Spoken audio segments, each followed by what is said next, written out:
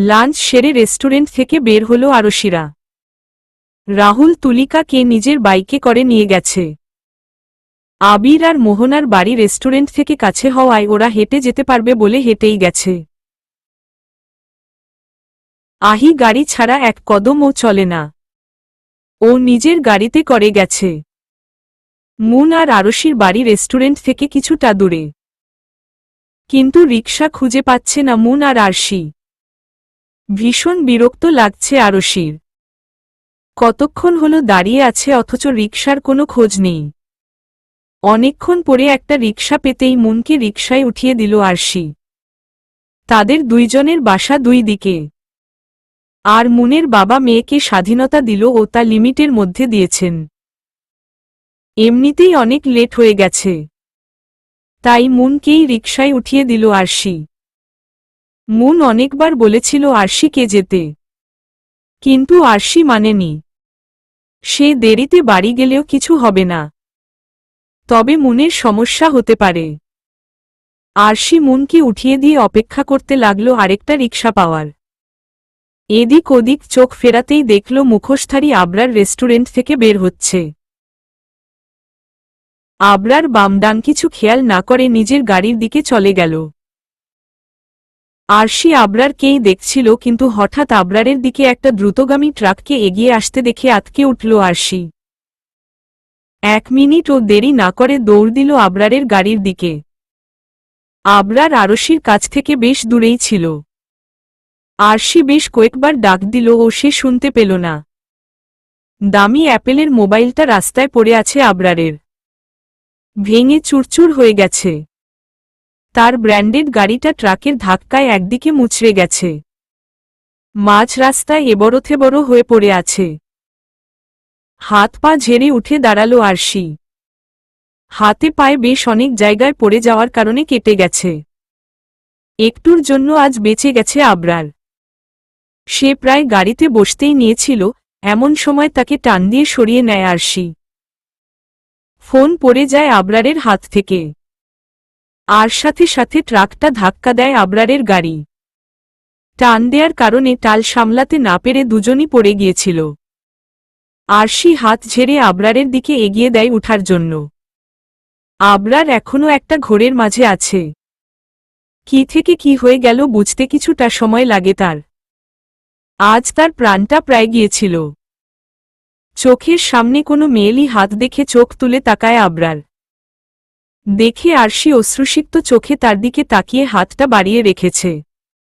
আবরার তাকিয়ে থাকে আরশির অশ্রুসিক্ত চোখের দিকে। আরশি তো ভয় পেয়ে, ব্যথা পেয়ে কাদার মতো মেয়ে না, তাহলে কেন তার চোখে পানি? আরশির চোখে পানি দেখে মনের মাঝে অস্থিরতা কাজ করে আবরারের। আরশির হাত না ধরেই দ্রুত উঠে দাঁড়ায়। অস্থির হয়ে জিজ্ঞাসা করে, তুমি ঠিক আছো? কোথাও ব্যথা পেয়েছ তাই না? কোথায় ব্যথা পেয়েছ দেখি? আবরার আরশির হাতটা ধরে উল্টেপাল্টে দেখতে থাকে। হাতের বেশ কয়েক জায়গায় কেটে গেছে দেখে আরও অস্থিরতা ঘিরে ধরে আবরারকে। কয়েক ফোঁটা পানি টপটপ করে পড়ে আরশির চোখ থেকে। সে আস্তে করে আবরারের থেকে হাতটা ছাড়িয়ে নিয়ে বলে, এই চোখের পানি শরীরে ব্যথা পাওয়ার কারণে নয় এমপি সাহেব। ভয়ঙ্কর এক স্মৃতি মনে করিয়ে দিয়েছে আজকের ঘটনা। এমন একটা ঘটনা যে আমার জীবনের সাথেও জড়িয়ে আছে। নিজের চোখে এভাবে, ঠিক এভাবেই নিজের সবচেয়ে ভালোবাসার, কাছের মানুষটাকে হারিয়ে যেতে দেখেছি। আর আজ আবার এমন একটা ঘটনার সাক্ষী হলাম। আরশির মুখে ভালোবাসার, কাছের মানুষের কথা শুনে ঠিক ভালো লাগল না আবরারের। ভাবতে লাগল আরশি কার কথা বলেছে। আরশি নিজেকে স্বাভাবিক করে আবরারের উদ্দেশ্যে আবার বলল, আপনার এভাবে গার্ড ছাড়া বের হওয়া ঠিক হয়নি এমপি সাহেব। এটা কোনো অ্যাক্সিডেন্ট ছিল না, আপনাকে মার্ডার করার চেষ্টা করা হয়েছে। হয়তো আপনার শত্রুরা টের পেয়েছে আপনি একা বেরিয়েছেন। আবরার বিশ্বাস করল আরশির কথা। কিন্তু ভাবার বিষয় একটাই, তার শত্রুরা জানল কিভাবে সে একা বেরিয়েছে? সে তো প্রতি মাসেই একবার এভাবে একা বের হয়। কেউ তো টের পায় না। আর আজকেও যে সে একা বেরিয়েছে তা শুধুমাত্র একজন ব্যক্তিই জানে। তার বাবা মা কেউই জানে না। তার বাবা জানলে কখনোই তাকে একা বের হতে দিত না। তাই তো জানায়নি। কিছু একটার হিসাব মিলাতে লাগলো আবরার। আশেপাশে অলরেডি ভিড় জমে গেছে দেখে আরশি ব্যাগ থেকে নিজের ফোন বের করে আবরারের দিকে এগিয়ে দিয়ে বলল, আপনার গার্ডদের ফোন করে এখানে আসতে বলুন জলদি। দেখুন ভিড় জমে যাচ্ছে। যে কোনো সময় পুলিশও চলে আসবে। আবরার আরশির ফোন হাতে নিয়ে নিজের হেডগার্ডকে কল করে ঠিকানা বলল আর জলদি আসতে বলল। তার এখান থেকে বের হওয়াটা জরুরি। আর এখন একা যাওয়াও ঠিক হবে না। কিছুক্ষণের মাঝে রেস্টুরেন্টের সামনে গার্ডদের গাড়ি দিয়ে ভরে গেল। গার্ডরা সবাইকে সাইড করে আবরারের সামনে এসে উপস্থিত হল। সবাই অবাক হয়ে দেখতে লাগলো এত গার্ড ভিড় করাই। বুঝতে পারল স্পেশাল কেউ উপস্থিত আছে এখানে। গার্ডরা আবরারকে নিয়ে যেতে চাইলে কয়েক পা গিয়ে থেমে গেল আবরার। গভীর দৃষ্টিতে তাকালো আরশির দিকে। হাত পায়ের কেটে যাওয়া জায়গা থেকে অল্প অল্প রক্ত বের হচ্ছে। কিন্তু একদম স্বাভাবিকভাবে শটান হয়ে দাঁড়িয়ে আছে আরশি। আবরার এবার আরশির স্বচ্ছ আঁখি জোড়ার দিকে গভীর দৃষ্টি তাক করল। সে চোখে স্পষ্ট বেদনা লুকিয়ে আছে। কিন্তু আরশি তা প্রকাশ করছে না। নিজেকে শক্ত, কঠিন রূপে প্রদর্শন করছে। আবরার একবার ভাবল আরশিকে তার সাথে গাড়িতে উঠতে বলবে না। কারণ এর ফলে আরশি তার শত্রুদের আক্রমণের শিকার হতে পারে। কিন্তু পরক্ষণেই ভাবল আরশি তাকে বাঁচিয়ে অলরেডি তার শত্রুদের নজরে চলে এসেছে। যা হওয়ার হবে, দেখে নিবে সে, এমনটা ভেবে আবরার আবার পা বাড়ালো আরশির দিকে। আবরারকে নিজের দিকে আসতে দেখে ভ্রু কুঁচকে তাকালো আরশি। আবরার আরশির কাছাকাছি এসে বলল, গাড়িতে ওঠো, যাও। তুমি এই মুহূর্তে আমার সাথে যাবে। তোমাকে তোমার বাসায় পৌঁছে দিব আমি, চলো। আরশি নাক মুখ কুঁচকে বলল, আমি কেন আপনার গাড়িতে যাব? অসম্ভব। আমি আপনার মতো দুর্বল না, বুঝেছেন? দুর্বল বলায় মেজাজ খারাপ হলো আবরারের। কিন্তু নিজেকে শান্ত করে মাস্কের আড়ালে বাঁকা হাসল আবরার। আরশির আরেকটু কাছে গিয়ে ফিসফিস করে বলল, নিজে থেকে ভালোই ভালোই গাড়িতে উঠবে নাকি এত মানুষের মাঝে কোলে তুলে নিয়ে যাব? কোনটা চাও বলো? এমপির কোলে উঠলে হট টপিকে পরিণত হবে তুমি। এখন অবশ্যই চাইবে না আমি এত মানুষের সামনে তোমাকে কোলে নেই? কোলে তুলতে আবার আমার ভালোই লাগবে। সময় 1 মিনিট। জলদি ভাবো। আরশি বাঁকা চোখে তাকালো আবরারের দিকে। এক পাও নড়ল না। 1 মিনিট শেষ হতেই আবরার আগালো আরশিকে কোলে নেয়ার জন্য। আরশি এক লাফ দিয়ে সরে গিয়ে বলল, উঠছি উঠছি। লুচ্চা এমপি। আপনি কেমন এমপি বলেন তো, ভরা রাস্তায় দাঁড়িয়ে একটা নিষ্পাপ মেয়ের সাথে লুচুমি করছেন? আবরার কড়া চোখে তাকিয়ে আবার আরশির দিকে আগাতেই সে দৌড়ে গাড়িতে উঠে গেল। আরশির কাণ্ডে মাস্কের আড়ালে হাসল আবরার। তারপর সেও গাড়িতে উঠে গেল। কিরে, কাজ হয়েছে তো? ওই আবরার শালাকে টপকাতে পেরেছিস তো, তাই না? হা হা হা, আমার পথের একটা কাটা সরল তবে। কথাটা বলেই বিদঘুটে হাসি দিতে লাগল ফোনের অপর প্রান্তে থাকা ব্যক্তিটি। লোকটার ভয়ঙ্কর হাসিতে আত্মা কেঁপে উঠল ট্রাক ড্রাইভারের। থরথর করে কাঁপতে লাগল ড্রাইভার। সে ভেবে পাচ্ছে না কিভাবে বলবে আবরারকে সে মারতে পারেনি। এটা জানালে সে আর বাঁচতে পারবে না হয়তো। কিন্তু না জানিয়েও যে লাভ নেই। ট্রাক ড্রাইভার বুঝতে পারল তার মৃত্যু হয়তো সন্নিকটে। ড্রাইভারের কাছ থেকে কোনো জবাব না পেয়ে হাসি থামিয়ে ভয়ঙ্কর এক হুঙ্কার ছাড়ল ফোনের অপর প্রান্তে থাকা লোকটা। চিৎকার করে বলল, কথা বলছিস না কেন? হ্যাঁ, তুই কি ওই আবরার শালাকে মারতে পারিসনি? কথা বলিস না কেন? ড্রাইভার লোকটা একটা ঢোক গিলে তোতলাতে তোতলাতে বলল, বব বসো আসলে। আসলে অচেনা লোকটা গর্জে উঠে বলল, বলল, কি হয়েছে? জলদি বল, না হলে এমন ভয়ানক মৃত্যু দিব যে চিন্তাও করতে পারবি না। ড্রাইভার কাঁপতে কাঁপতে বলল, আসলে বসো, এমপিকে মারতে পারি নাই। আমি প্রায় ট্রাক দিয়ে চাপাই দিয়ে দিচ্ছিলাম, এমন সময় একটা মেয়ে তাকে সরিয়ে নিয়েছে। আমি কোনো রকমে ট্রাক নিয়ে পালিয়েছি। বস, আমাকে ক্ষমা করে দেন। এতে আমার কোনো দোষ নাই, সব দোষ ওই মায়ার। আমারে আরেকটা সুযোগ দেন বসো। আমি যেভাবে পারি এমপিকে শেষ করব। আমি। ড্রাইভার কথা শেষ করার আগেই নিজের মোবাইল ছুঁড়ে মারল অচেনা লোকটা। মোবাইল দেয়ালে সজোরে বাড়ি খেয়ে চুরচুর হয়ে গেল।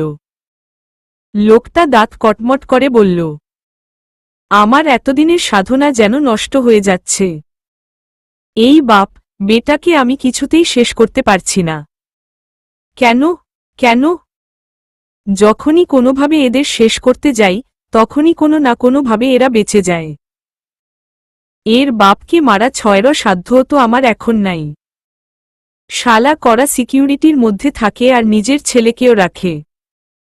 আজকে পেলাম একটা ভালো সুযোগ, তাও কাজে লাগাতে পারলাম না। না, যেভাবেই হোক আমি আমার স্বার্থ হাসিল করেই ছাড়ব। আমার এতদিনের পরিশ্রম বিফলে যেতে দিব না। দিব না, দিব না। কথাগুলো বলেই লোকটা পাগলের মতো আচরণ করতে লাগল। কিছুক্ষণ পরে আবার স্বাভাবিক হয়ে শয়তানি হাসি দিল সে। হয়তো আবার কোনো ঝড় উঠাতে চলেছে সে আবরারের জীবনে। গাড়িতে গাল ফুলিয়ে বসে আছে আরশি।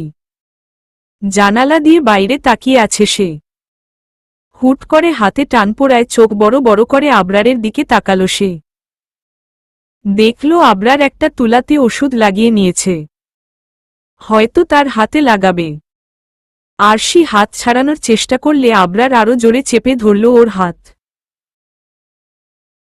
আরশি হাত ছাড়ানোর চেষ্টা করতে করতে বলল, সমস্যা কি?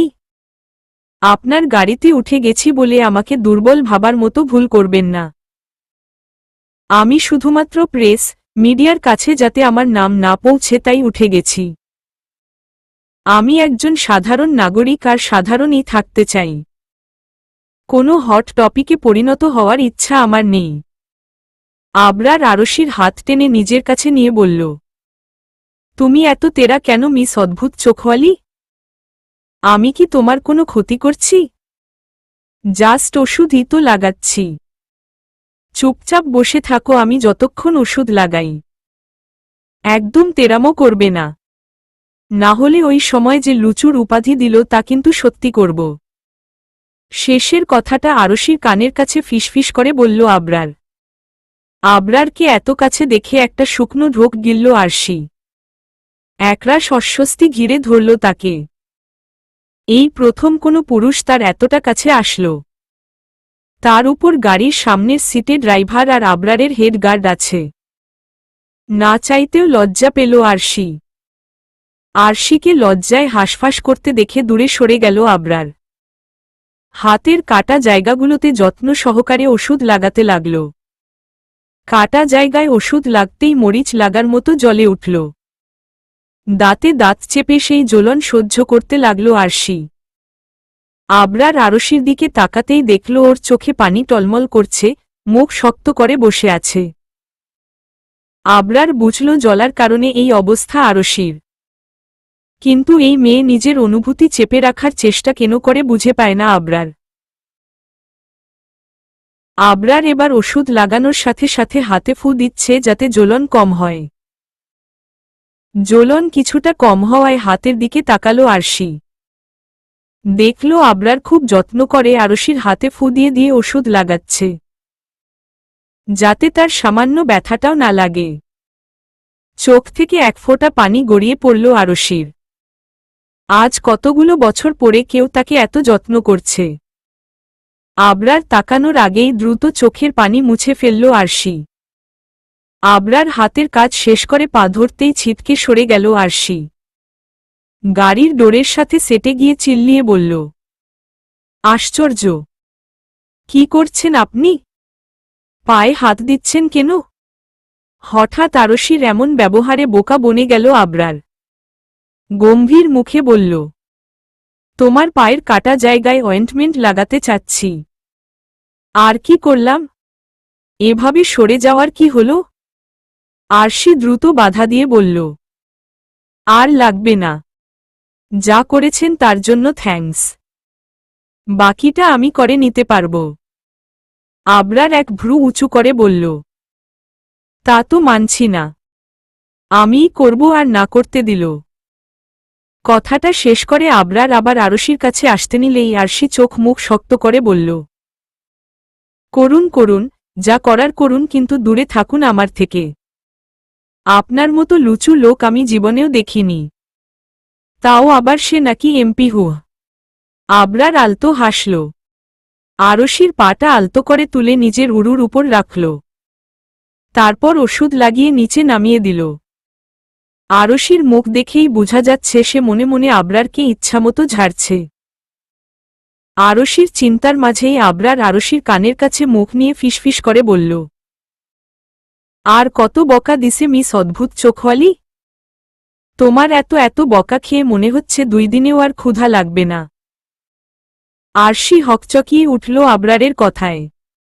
নিজেকে সামলে নিয়ে আবরারের হাতে নিজের ধারালো নখ দিয়ে জোরে একটা চিমটি কেটে দিল। আবরার আউচ করে নিজের হাত চেপে ধরে দূরে সরে গেল। ব্যথায় নাক মুখ কুঁচকে ফেলল সে। রাগী রাগী কণ্ঠে বলল, এই জন্য মানুষের উপকার করতে নেই।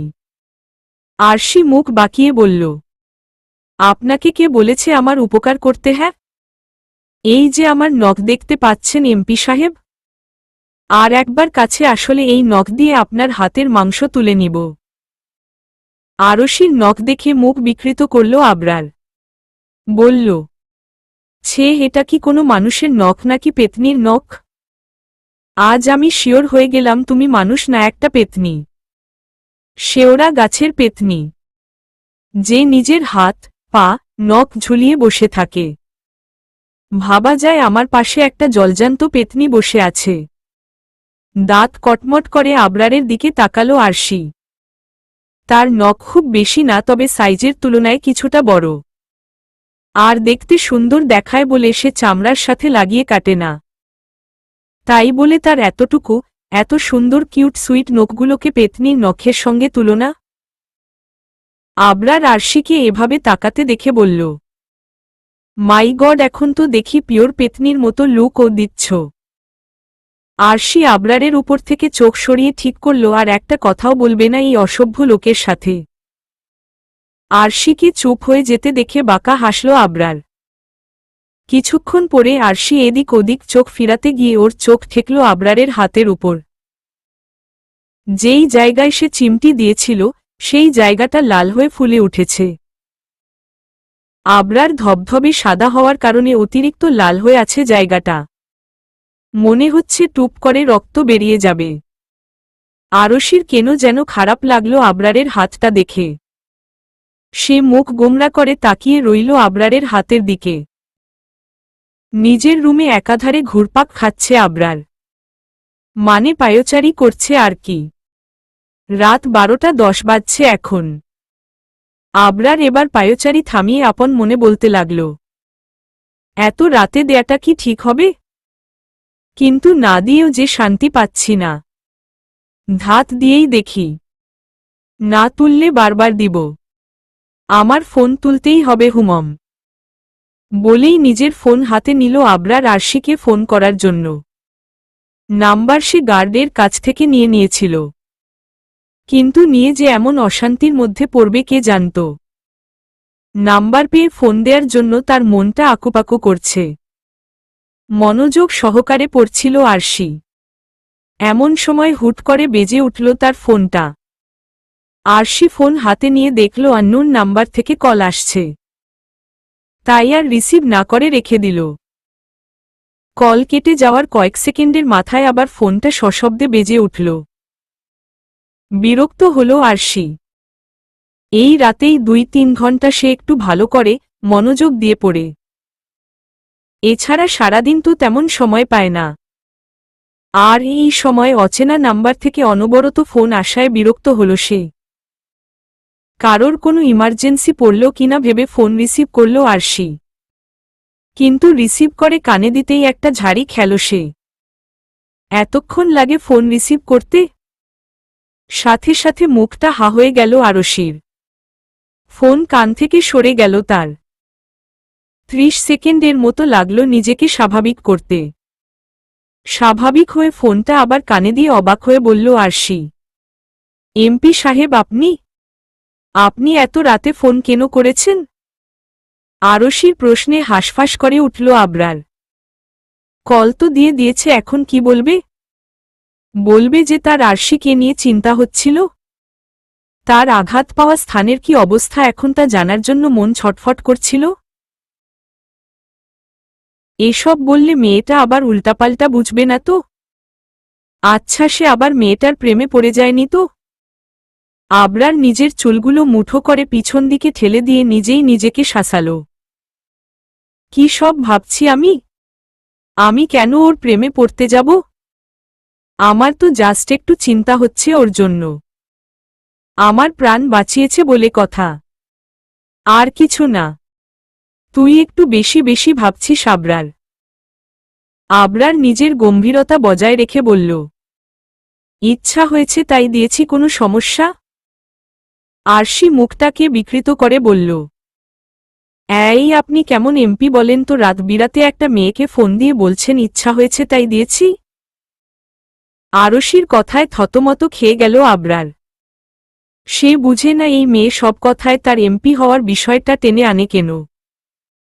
আবরার এবার টিটকারি মেরে বলল, তোমার সাথে প্রেম করতে কল দেইনি মিস অদ্ভুত চোখওয়ালি। সো এত রিয়েক্ট করার কিছু নেই। আরশি মুখ বাঁকিয়ে বলল, আপনার সাথে প্রেম করতে আমার বয়ই গেছে হা। আবরার ও আরশির মতো করেই বলল, তোমার সাথে প্রেম করতে আমার বয়ই গেছে হা। আরশি আবরারকে ওর মতো কপি করে বলতে শুনে নাক মুখ কুচকাল। বলল, কি জন্য ফোন করেছেন তাই বলুন। আবরার গলা ঝেড়ে বলল, তোমার হাত পায়ের ক্ষতের অবস্থা জানার জন্য ফোন করেছি। আরশি ভ্রু উঁচু করে বলল, এত চিন্তা যে ফোন করে খোঁজ খবর নিচ্ছেন? আবরার চোখ ছোট ছোট করে বলল, যতই হোক আমাকে বাঁচাতে গিয়েই আঘাত পেয়েছ, তাই জিজ্ঞাসা না করে পারলাম না। তো বলো কি অবস্থা? আরশি নিজের হাত পা পরক করে বলল, ঠিকঠাক। এই সামান্য আঘাতে আমার কিছু হবে না। সো এত চিন্তা করার দরকার নেই। আবরার চিন্তিত হয়ে জিজ্ঞাসা করল, ক্লিন করে আবার অয়েন্টমেন্ট লাগিয়েছিলে? কিছুক্ষণ চুপ থাকল আরশি, কারণ সে এসে শাওয়ার নিয়ে আর কিছুই লাগায়নি। আলসামি লাগে তার এসব করতে।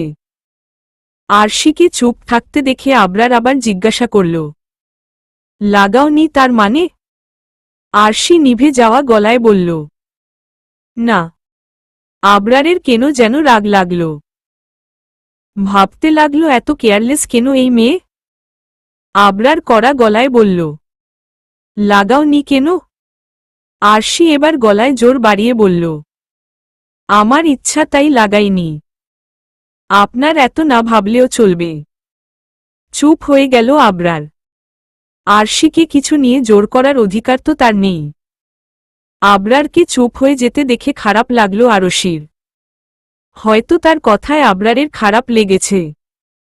কতগুলো বছর পর একজন তার এত কেয়ার করছে, কিন্তু সে কেমন ব্যবহার করল। আরশি দেখল আবরার কথাও বলছে না আর কলও কাটছে না। তাই আরশি নরম গলায় বলল, রাখছি তাহলে। আল্লাহ হাফেজ। কল কেটে দিল আরশি। টেবিলে মাথা রেখে মিনমিনিয়ে বলতে লাগল, আচ্ছা এমপি সাহেব কি আমার প্রতি দুর্বল হয়ে পড়েছেন? তার আমার প্রতি এত যত্নশীল হওয়াটা কি স্বাভাবিক? কই মুন তার কারণে আঘাত পাওয়ার পর তো উনি মুনের খোঁজ খবর নেননি। নাম্বার জোগাড় করা তো উনার জন্য তেমন কোনো ব্যাপার না।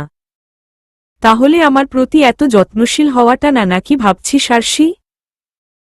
কোথায় উনি আর কোথায় তুই? উনার মতো ধনী, সুদর্শন, যোগ্যতা সম্পন্ন একজন এমপি তোর মতো কাইল্লা মেয়ের প্রেমে পড়বে? So funny. আজকাল সবাই রূপ সৌন্দর্য খুঁজে। আমার না আছে যোগ্যতা, না আছে রূপ, আর না আছে অর্থ। ধাত কি সব ভাবছিলাম। উনি হয়তো নরমালি খোঁজ খবর নিয়েছেন আর আমি কত বেশি ভেবে ফেলেছি। আরশি এসব চিন্তা মাথা থেকে ঝেড়ে ফেলে আবার পড়ায় মনোযোগ দিল। অন্যদিকে আবরার এখনো ফোনের দিকে তাকিয়ে আছে। সে মনে মনে বলল, কেমন মেয়ে এটা! আমার সাথে কথা বলার জন্য মেয়েরা মুখিয়ে থাকে আর এই মেয়ে আমাকে পাত্তা দিল না। কেন 2-4টা কথা কি নিজে থেকে জিজ্ঞাসা করতে পারত না? মুখে কি ঠোসা পড়ে যেত এক্সট্রা 2-3টা কথা নিজে থেকে জিজ্ঞাসা করলে? হুহ, ভাবের রানী আরশি দি গ্রেট অদ্ভুত চোখওয়ালি। আবরারের মাথায় অন্য একটা বিষয় আসতেই রাগে চোখ লাল হয়ে গেল তার। সে আবার একজনকে কল করল। অপর পাশের ব্যক্তি রিসিভ করতেই রাগী কণ্ঠে জিজ্ঞাসা করল, কোনো খোঁজ পেয়েছ? অপর পাশের ব্যক্তি কিছু একটা বলতেই বাঁকা হাসল আবরার।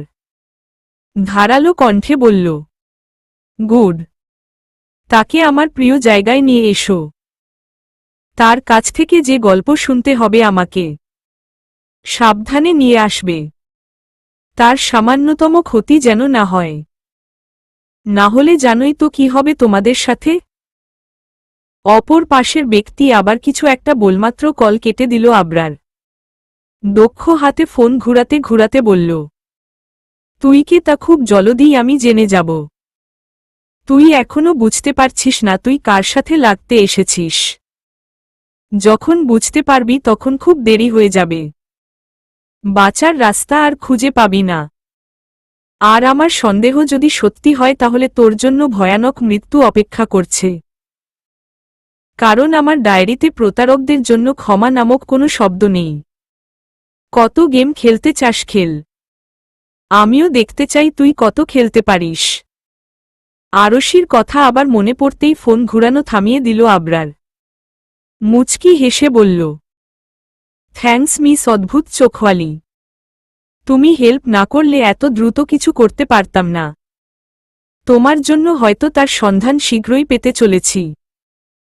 তবে তোমার জীবন হয়তো আমার জন্য ঝুঁকির মধ্যে পড়ে গেছে। চিন্তা করিও না, আমার দেহে প্রাণ থাকতে তোমার কোনো ক্ষতি হতে দেব না। আরশিদের ভার্সিটি আজ নতুন রূপে সেজেছে। ফাইনাল ইয়ারের স্টুডেন্টদের বিদায় অনুষ্ঠান উপলক্ষে এত সুন্দর করে সাজানো হয়েছে। আরশি ভার্সিটিতে প্রবেশ করে আশেপাশে চোখ বুলাল। আজকের অনুষ্ঠানে আসতে চায়নি সে, কিন্তু তার বন্ধুরা জোর করাই আসতে বাধ্য হয়েছে। কিছুটা দূরে চোখ যেতেই আরশি দেখতে পেল মুন দাঁড়িয়ে আছে একটা গাছের সামনে। আজ মুনকে অনেক সুন্দর লাগছে। খুব সুন্দর করে শাড়ি পরেছে সে। চুলগুলো ছেড়ে দেয়া। আরশি মুনের কাছে গিয়ে ওকে জড়িয়ে ধরে বলল, আরে দোস্ত, তোকে তো আজকে সেই সুন্দর লাগছে রে। আমি তো ক্রাশ খেয়ে গেলাম। আজকে সব ছেলেরা তোর দিকে তাকিয়ে থাকবে দেখিস। আরশির কথার মাঝেই বাকিরাও হাজির হল। মোহনা আর আহি ও শাড়ি পরেছে আজ। তাদের দুইজনকেও অনেক সুন্দর দেখাচ্ছে। আরশি ওদের দেখে বলল, হায় 3 সুন্দরী। আজ সবাই তোদের 3জনের দিকেই তাকিয়ে থাকবে পাক্কা। আমারই না নজর লেগে যায়। মুন আরশির কান টেনে বলল, আমাদের সুন্দর দেখাচ্ছে ভালো কথা, কিন্তু আপনি কেন শাড়ি পরেন নাই? কত করে বললাম আমরা সবাই শাড়ি পরব। তুইও একদিন একটু পর। কিন্তু ম্যাডাম শুনলে তো। মোহনা মুখটাকে লটকিয়ে বলল, ঠিক কইসস দোস্ত। আমরা শাড়ি পরে এত সাজুগুজু করে আসলাম আর এই মাইয়া ফ্রক লটকায় আইছে। আহি মুখ গোমরা করে আরশির উদ্দেশ্যে বলল, আমরা সবাই শাড়ি পরেছি আর তুই ফ্রক পরে আসলি? এটা কি ঠিক? তার উপর একটুও সাজিস নাই। আরশি আলতো হেসে বলল, কি করব বল, শাড়ি পরতে জানলে তো পরতাম। আর এমনিতেও আমি শাড়িতে কমফোর্টেবল ফিল করি না, এটাতেই শান্তি। আহি আরশির হাত ধরে বলল, দেখি এদিকে বসো দেখি। আরশি দ্রুত হাত ছাড়াতে ছাড়াতে বলল, কি করতে চাচ্ছিস তুই? হাত ছাড় মাইয়া, তোর ইন্টেনশন আমার ঠিক লাগতেছে না। আহি হাত না ছেড়ে আরো জোরে টেনে আরশিকে একটা বেঞ্চে বসিয়ে দিল। বলল, চুপচাপ বসে থাক, আমি এখন তোকে সাজাব। আরশি নাক মুখ কুচকে জোরে বলল, না আয়া, আমি সাজব না, ছাড়। আহি আরশিকে ধমকে বলল, চুপ, একটা কথাও বলবি না। আমি জাস্ট একটু সাজাবো, বেশি না, শুধু কাজল আর একটু লিপস্টিক দিব বাস। এবার মুন আর মোহনাও জোর দিল, বলল, লাগিয়ে নে না দোস্ত, বেশি না একটু। ওদের চাপে পড়ে রাজি হল আরশি, তবে কড়াভাবে বলে দিয়েছে যেন তাকে ভূত বানানো না হয়। সে কালা মানুষ, কালাতেই সুন্দর। স্পেশাল গেস্ট রূপে আবরারকে ভার্সিটিতে প্রবেশ করতে দেখে ভীষণ অবাক হল আরশি। কিছুক্ষণ আগে সে শুনেছিল কোনো স্পেশাল গেস্ট আসবে আজ, কিন্তু ভাবতেও পারেনি সেটা আবরার। আরশি চোখ বড় বড় করে তাকিয়ে রইল আবরারের দিকে। আজ আবরারকে মাত্রাতিরিক্ত সুদর্শন লাগছে। আগের দিন আবরার পাঞ্জাবি পরে আসলেও আজ স্যুট বুট পরে এসেছে। আবরার কোটটা খুলে হাতে নিয়ে আছে।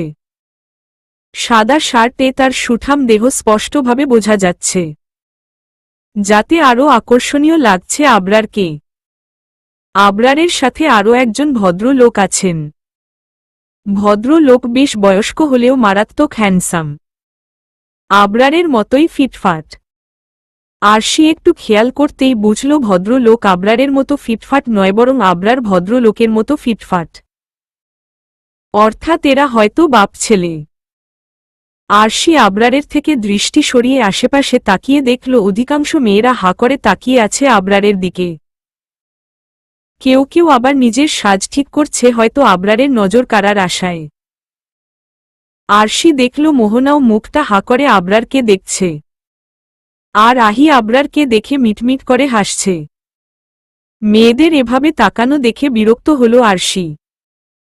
আবরার ভিতরে প্রবেশ করে এদিক ওদিক চোখ ফেরাতেই তার নজরে এলো পরিচিত এক মুখ। শত শত অসাধারণের মাঝে অতি সাধারণ একজন। বিরক্তিতে কপাল কুঁচকে আছে, তাতেই যেন সৌন্দর্য চুইয়ে চুইয়ে পড়ছে। আবরার একদৃষ্টিতে তাকিয়ে রইল সেই অতি সাধারণ একজনের দিকে। ভাবতে লাগল কি এমন আছে তার মাঝে। আবরারকে নিজের দিকে আসতে দেখে ভরকে গেল আরশি। কপালে চিন্তার ভাঁজ পড়ল।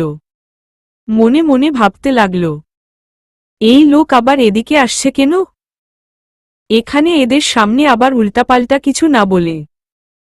আরশির ভাবনার মাঝে আবরার আরশির সামনে এসে দাঁড়াল। আরশি হাঁসফাঁস করতে লাগল আবরার আবার তার বন্ধুদের সামনে কোনো বেফাস কথা না বলে। কিন্তু সবাইকে অবাক করে দিয়ে আবরার আরশির পাশে দাঁড়ানো মুনকে উদ্দেশ্য করে জিজ্ঞাসা করল, কেমন আছেন মিস? সবার সামনে একজন এমপি মুনের সাথে কথা বলায় অস্বস্তি হতে লাগল তার। তবুও জোর করে হেসে বলল, ভালো আছি, আপনি কেমন আছেন? আবরার মারাত্মক একটা হাসি দিয়ে বলল, ভালোই আছি। উইদিনের ঘটনার জন্য আমি সত্যিই দুঃখিত। মুন দ্রুত বলল, না না, সমস্যা নেই, আপনাকে সরি বলতে হবে না। আমি বুঝতে পেরেছি আপনি ইচ্ছা করে দেননি, ভুলবশত লেগেছে। ইটস ওকে, আবরার বলল। ধন্যবাদ মিস ব্যাপারটা বোঝার জন্য। অনেকে তো আবার না বুঝেই ঝামেলা করতে ভালোবাসে। কথাটা যে আবরার মুনের পাশে দাঁড়ানো আরশিকে উদ্দেশ্য করে বলেছে তা ঠিক বুঝতে পারল আরশি। এতক্ষণ সে টেরা চোখে আবরারকেই দেখছিল। আবরারের কথা শুনে কড়া চোখে আবরারের দিকে তাকাল সে, কিন্তু আবরার আরশির দিকে তাকালই না। আরশি দাঁত কটমট করে বিড়বিড় করে বলল, অসভ্য লোক একটা। দেখো কেমন ভান করছে যেন আমাকে চেনেই না। হুহ। আবরার আরশিকে কোনরূপ পাত্তা না দিয়ে মুনকে বলল, আপনি কিন্তু খুব সুইট মিস, আর আজকে আপনাকে একটু বেশিই সুন্দর লাগছে। আবরার প্রশংসা করাই লজ্জা পেল মুন। লাজুক হেসে বলল, ধন্যবাদ। আরশি আবরারকে মুনের প্রশংসা করতে দেখে মুখ বাঁকিয়ে নিম্ন স্বরে বলল, লুচু এমপি একটা। আবরার কিউট একটা হাসি দিয়ে বলল, ইউ আর ওয়েলকাম। তো আসি মিস, ভালো থাকবেন। আল্লাহ হাফেজ। মুন ও লাজুক হাসি দিয়ে বলল, আল্লাহ হাফেজ।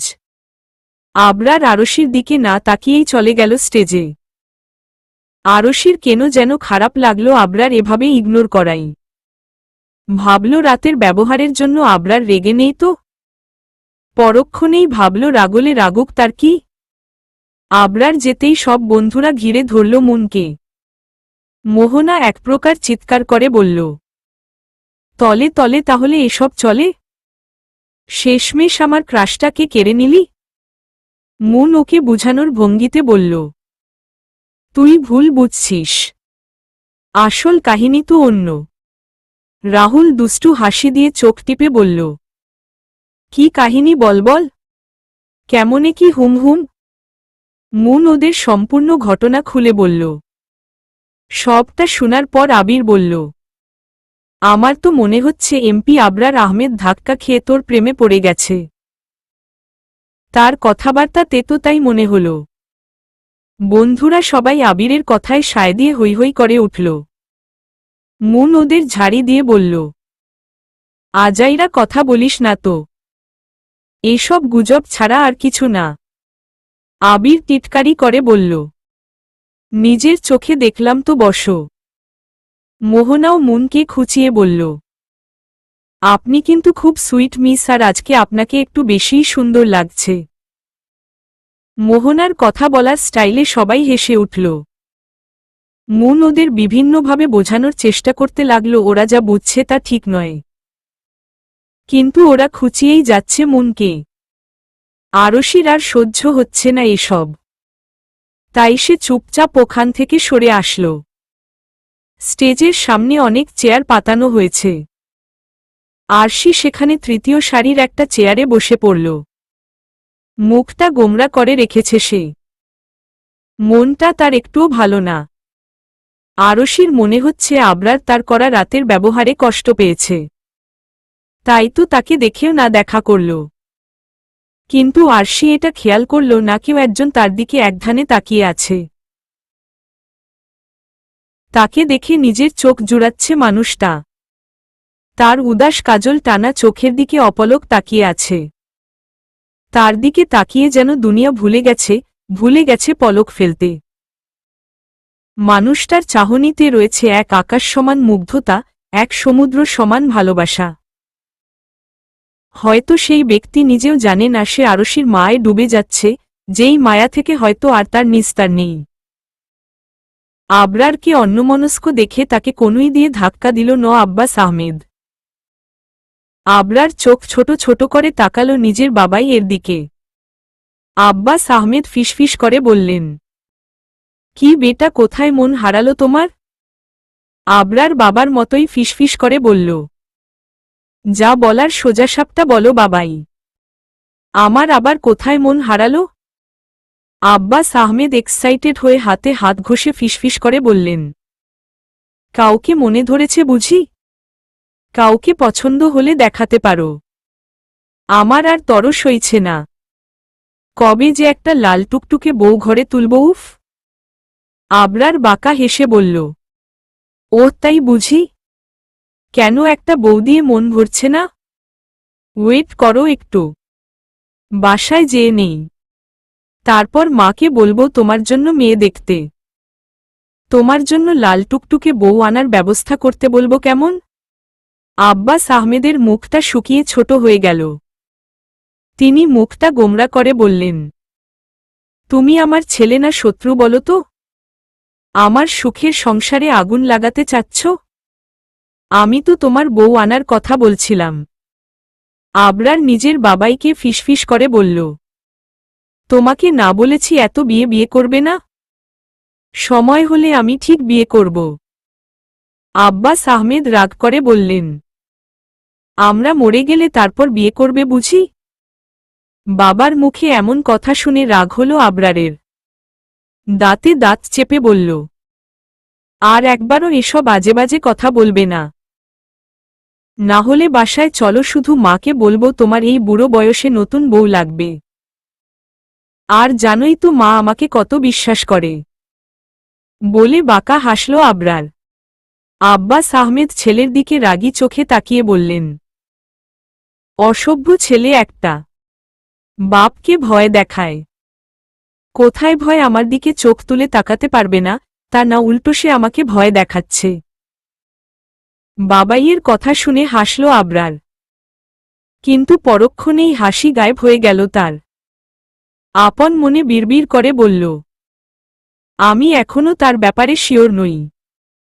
আর যদি শিওর হয়েও যাই তারপর তাকে মানাতে কত সময় লাগবে কি জানি। সে যা চিজ। তবে আমি তাকে জানতে চাই, বুঝতে চাই, শিওর হতে চাই তার বিষয়ে। সুন্দরভাবে বিদায় অনুষ্ঠান শেষ হল ফাইনাল বর্ষের ছাত্রছাত্রীদের। তবে কেউ এখনো ভার্সিটি থেকে যায়নি। সবাই ক্যাম্পাসে ঘোরাঘুরি করছে, ফ্রেন্ডদের সাথে আড্ডা দিচ্ছে। আরশিরাও ক্যাম্পাসের এক কোণে দাঁড়িয়ে আছে। সবাই বকবক হাসাহাসি করলেও এসবে মন নেই আরশির। সে উদাস হয়ে সামনে তাকিয়ে আছে। কিন্তু হুট করে এমন এক কাণ্ড ঘটল যার জন্য মোটেও প্রস্তুত ছিল না আরশি আর তার বন্ধুরা। আরশি যখন নিজ চিন্তায় মগ্ন তখন হুট করে একটা ছেলে এসে হাঁটু গেড়ে বসে আরশির সামনে। হাতে তার এক গুচ্ছ লাল গোলাপ। এই ছেলেকে চেনে আরশি আর তার বন্ধুরা। নাম সাগর। বেশ সুদর্শন আর অনেক ব্রিলিয়ান্ট ছেলে। ফাইনাল ইয়ারের স্টুডেন্ট। অত্যন্ত ভদ্র আর চুপচাপ স্বভাবের। আরশিরা বেশ কয়েকবার পড়াশোনার ব্যাপারে সাহায্য নিয়েছে সাগরের কাছ থেকে। আরশি আর তার বন্ধুরা চোখ বড় বড় করে তাকিয়ে আছে সাগরের দিকে। এর মাঝেই সাগর আরশির চোখে চোখ রেখে বলল, যেদিন প্রথম তোমরা আমার কাছে পড়াশোনার ব্যাপারে সাহায্য চাইতে আসলে সেদিন একজনের মায়ে আটকে গিয়েছিলাম। সেই একজনটা তুমি আরশি। হ্যাঁ তুমি। তোমার কথাবার্তা, চালচলন সবকিছু আমাকে মুগ্ধ করে। প্রথম প্রথম মনে করতাম তেমন কিছু না। নিজের অনুভূতিকে গুরুত্ব দেইনি। কিন্তু ধীরে ধীরে বুঝতে পারি আমি তোমাকে ভালোবেসে ফেলেছি। সাগর নিজের কথা থামিয়ে আলতো হাসল। তারপর আবার বলা শুরু করল, ভেবেছিলাম নিজের অনুভূতি কখনো তোমার কাছে প্রকাশ করব না। কারণ আমি জানি তুমি আমাকে ভালোবাসো না আর না কখনো সেরকম নজরে দেখেছ। কিন্তু আজ কেন যেন নিজেকে সংযত করতে পারলাম না। বলে দিল আমি কি অনুভব করি তোমার জন্য। তোমার উপর কোনো জোর নেই আরশি। আমি ভালোবাসি মানে যে তোমাকেও বাসতে হবে এমন কোনো কথা নেই। তুমি রিজেক্ট করলেও আমার কোনো আফসোস থাকবে না। ভালোবাসার মানুষের কাছে নিজের অনুভূতি ব্যক্ত করতে পেরেছি এই তো বেশি। নিজের কথা শেষ করে মাথা নিচু করে ফেলল সাগর। সবাই অবাক হয়ে তাকিয়ে আছে সাগরের দিকে। আরও একজন তীক্ষ্ণ চোখে দেখে যাচ্ছে সবটা। সবাইকে আরও এক ধাপ অবাক করে দিয়ে সাগরের হাত থেকে ফুলের গুচ্ছটা নিল আরশি। আরশিকে সাগরের হাত থেকে ফুলগুলো নিতে দেখে লোকটা ধূপধাপ পা ফেলে বেরিয়ে গেল ভার্সিটি থেকে। আরশি ফুলগুলো নেয়ায় সোজা হয়ে দাঁড়াল সাগর। আরশি মৃদু হেসে সাগরকে উদ্দেশ্য করে বলল, আপনি ঠিক ধরেছেন। আমি আপনাকে ভালোবাসি না আর না কখনো সেভাবে চিন্তা করেছি। তবে ভালোবাসাটা পাপ নয় আর না ভালোবাসা জোর করে হয়। আমি সত্যি অবাক হয়েছি কেউ আমাকে এভাবে ভালোবাসে দেখে। এতগুলো মাস ধরে আপনি আমাকে লুকিয়ে ভালোবেসে এসেছেন। তবে আমি চাই না আপনার মাঝে আমাকে নিয়ে আশা জাগিয়ে রাখতে। আমি অত্যন্ত দুঃখিত কারণ আমি আপনার প্রস্তাবটা গ্রহণ করতে পারছি না। আমার জীবনে কিছু লক্ষ্য আছে, স্বপ্ন আছে, যা পূরণের জন্য আমি সর্বোচ্চ চেষ্টা করে যাচ্ছি। আমি চাই না আমার জীবনে প্রেম ভালোবাসা আসুক। তবুও যদি কখনো চলে আসে তা হবে অনাকাঙ্ক্ষিত। আপনি অনেক ভালো একজন মানুষ। আপনার সাথে যতবার দেখা হয়েছে ততবারই আমার এমনটা মনে হয়েছে। আমি প্রে করব আপনার লাইফে যেন অনেক ভালো একজন আসে। আমি আপনাকে কষ্ট দিতে চাইনি, কিন্তু কি করব বলুন, মনের উপর যে কারোর জোর চলে না। আমি আপনার অনুভূতিকে সম্মান করি, তাই আপনার দেয়া ফুলগুলো গ্রহণ করলাম। ক্ষমা করবেন আমায়। আরশি আর দাঁড়ালো না, বেরিয়ে আসলো ভার্সিটি থেকে। ভার্সিটির বাইরে আসতেই একটা কল আসলো আরশির ফোনে। ফোন রিসিভ করে 1 মিনিটের মতো কথা বলল আরশি। তারপর কল কেটে দ্রুত একটা ট্যাক্সি নিল। আজ এতগুলো বছর পর নিজের পুরনো বাসায় পা রাখল আরশি, যেই বাসায় তাদের সুখের সংসার গড়ে উঠেছিল। হাজারো স্মৃতি চোখের সামনে ভেসে উঠল আরশির। নিজের বাবার সাথে কত খেলেছে এই বাড়ির আঙিনায়, অথচ এই বাড়ির উপর আজ তার কোনো অধিকার নেই। নিজের সেই সুখের সাম্রাজ্য আজ চিনতে পারছে না আরশি। বাড়িতে ঢোকার পথে নেমপ্লেটে নিজের চাচার নাম দেখে চোখ ভরে উঠল তার। এখানে তো তার বাবার নাম ছিল, অথচ এখন তার চাচার নাম জ্বলজ্বল করছে। বাড়ির সামনে আগে বেশ বড় একটা বাগান ছিল আরশিদের। আজ আর তা নজরে পড়ল না আরশির। ফুল তার ভীষণ প্রিয় ছিল, তাই তার বাবা তার জন্য অনেক ফুলের গাছ লাগিয়েছিলেন। কিন্তু এখন সেগুলোর একটাও নেই। তার বাগানের জায়গাটায় দুটো গাড়ি পার্ক করা। আরশি বাড়ির ভিতরে প্রবেশ করতেই তার কানে এসে বাড়ি খেলো অনেক মানুষের কান্নার শব্দ। সে দেখল একজন লোককে কাফনের কাপড়ে মুড়িয়ে নিচে রাখা হয়েছে, শুধু মুখটা বের করা। এই মানুষটা আর কেউ নয় বরং আরশির চাচা। কিছুক্ষণ আগে আরশিকে তার চাচাতো বোন নাতাশা ফোন করে জানায় আরশির চাচাকে হত্যা করা হয়েছে।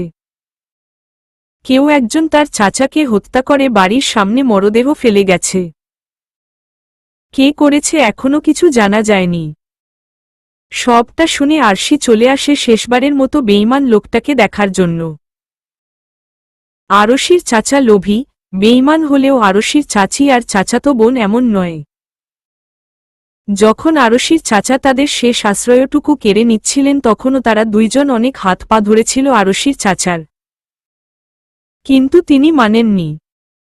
লোভে অন্ধ হয়ে স্ত্রীকে আঘাত করেছেন, মেয়েকে অকথ্য ভাষায় গালিগালাজ করেছেন।